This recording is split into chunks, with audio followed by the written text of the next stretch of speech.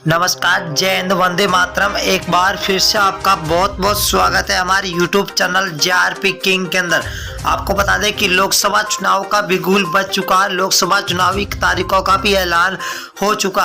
अब 2024 के अंदर लोकसभा के चुनाव है और लोकसभा चुनाव से पहले आपको बता दें कि 545 सीटों पर अब की बार क्या हर एक लोकसभा सीट पर त्रिकोणीय मुकाबला होगा या फिर वही दल बदल की सरकार बनेगी।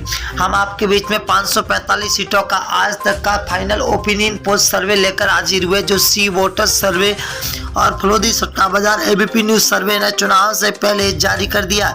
क्या वाकई में अब की बार देश के अंदर एनडीए के सामने इंडिया महागठबंधन मजबूत होता हुआ दिखाई दे रहा है या फिर वही बीजेपी की सरकार बनती हुई नजर आ रही है? तो बने रहिए हमारे साथ और वीडियो को एंड तक जरूर देखना। 545 सीटों का आज तक का फाइनल ओपिनियन पोल। पहला राज्य है कर्नाटक, जहां पर बीजेपी को 8 सीटें मिलती हुई दिखाई दे रही है, तो कांग्रेस को 15 सीट, वही जेडीएस को 5 और बीएसपी को 0, तो कुल 28 सीटें। अगर कश्मीर की बात करें तो कुल 6 सीटें, जहां बीजेपी को 1, आईएनसी को 3, पीडीपी को 2 और एनसी को 0 यहाँ पर सीटें मिलती हुई दिखाई दे रही है। ये सीटों का रुझान 2023 का है और बहुत ही बड़ा रुझान निकल के आ चुका है। हरियाणा की बात करें तो हरियाणा राज्य के अंदर कुल 10 लोकसभा सीटें, जहां पर बीजेपी को 4, कांग्रेस को 5, जेजेपी को 0, तो आम आदमी पार्टी को यहाँ पर 1 सीट मिलती हुई दिखाई दे रही है। 2024 के अंदर लोकसभा चुनाव है और दिल्ली की बात करें तो दिल्ली के अंदर लोकसभा सीटें 7 है। 7 में से बीजेपी को 2 सीटें मिल रही है, तो वही कांग्रेस को 4, आम आदमी पार्टी को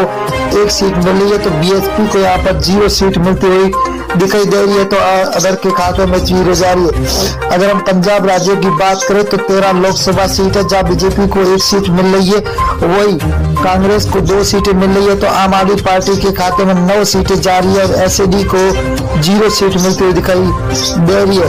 अगला राज्य है जहाँ पर मेघालय राज्य। मेघालय के अंदर 29 विधानसभा सीट है, जिनमें से बीजेपी को 12 सीट मिल रही है, तो कांग्रेस को 15, वही एसपी को 0, तो बीएसपी के खाते में 2 सीटें जाती हुई दिखाई दे रही है। अगला राज्य झारखंड। झारखंड की बात करें दोस्तों तो यहाँ पर 19 लोकसभा सीटें, जहाँ बीजेपी को 6 मिल रही है, तो वही कांग्रेस के खाते में 8 सीटें जा रही है, तो जेएमएम के खाते में 5 सीटें जा रही है, तो आरजेडी के खाते में 0 सीट मिलती हुई दिखाई दे रही है। आंध्र प्रदेश राज्य की बात करें तो यहाँ पर लोकसभा सीटें 25 है।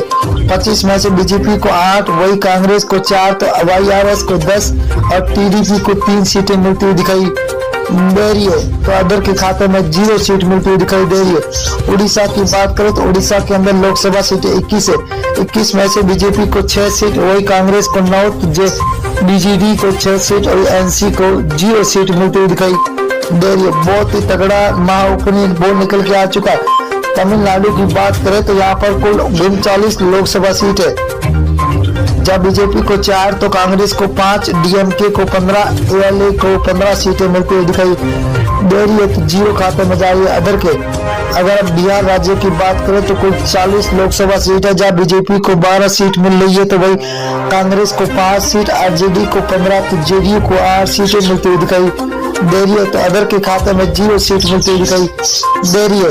अगला है राजस्थान। राजस्थान के अंदर कुल लोकसभा सीट है 25 में से बीजेपी को 10 सीट है, तो कांग्रेस को 14 सीट, वही आरएलपी के खाते में 1 सीट जा रही है, तो आम आदमी पार्टी को यहाँ पर 0 सीट पर संतोष होना पड़ रहा है, तो अंदर खाते में 0 सीट।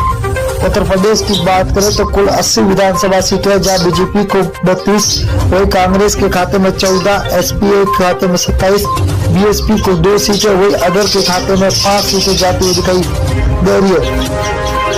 अगला राज्य है उत्तराखंड। उत्तराखंड के अंदर 5 लोकसभा सीटें, जिनमें से बीजेपी को 3 सीट, वही आईएनसी को 2, तो बीएसपी को 0, आम आदमी पार्टी के खाते में 0 सीट मिलती हुई दिखाई दे रही है, तो यहाँ पर अदर के खाते में अभी 0 सीट जाती हुई दिखाई दे रही है। पश्चिम बंगाल की बात करें तो कुल लोकसभा सीटें 42 है। 42 में से 17 बीजेपी के खाते में जाते हुए दिखाई दे रही है, तो वही आईएनसी को 0 सीट है, तो टीएमसी को 25 सीट है, सीपीआईएम को 00 सीट मिलती हुई दिखाई दे रही है।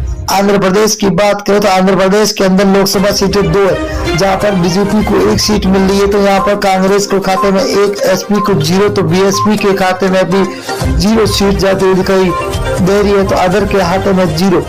अगर हम मेघालय की बात करें तो मेघालय के अंदर लोकसभा सीटें 2 है। 2 में से बीजेपी के खाते में 0 सीट, 1 सीट जा रही है, तो वही कांग्रेस को 1 सीट मिल रही है। तो एसपी को 0, तो बीएसपी के खाते में अभी 0 सीट जाती हुई दिखाई दे रही है।